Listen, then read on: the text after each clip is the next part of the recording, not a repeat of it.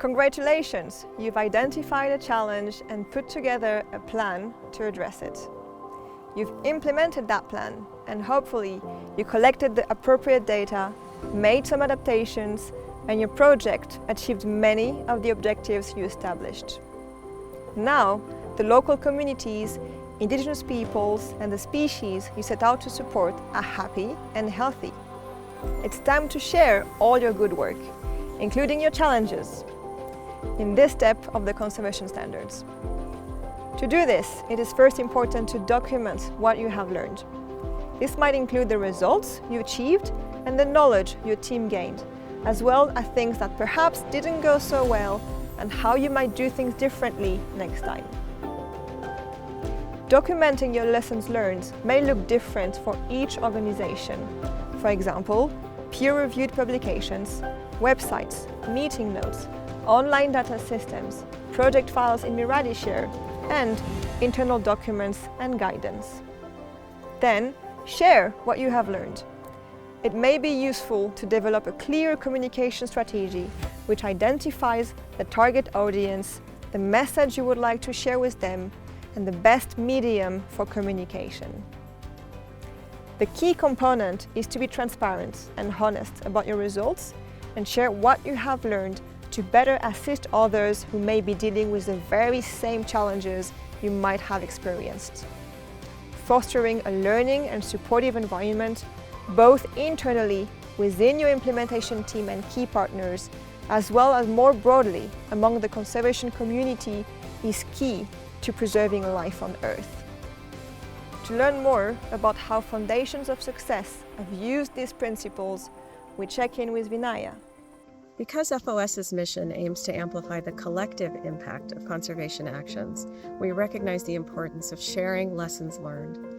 This is step 5 of the conservation standards, and it's critical for helping teams, organizations, and the broader conservation sector learn about what works, what doesn't work, and why, so that we can better assess, plan, and implement future initiatives.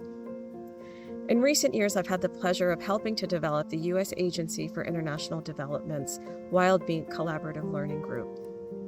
Our learning group's purpose is to share and elevate the understanding of illegal and unsustainable hunting and consumption of wild meat. One particularly successful learning initiative we coordinated back in October of 2023 was a wild meat learning exchange we held in Kinshasa, the Democratic Republic of Congo.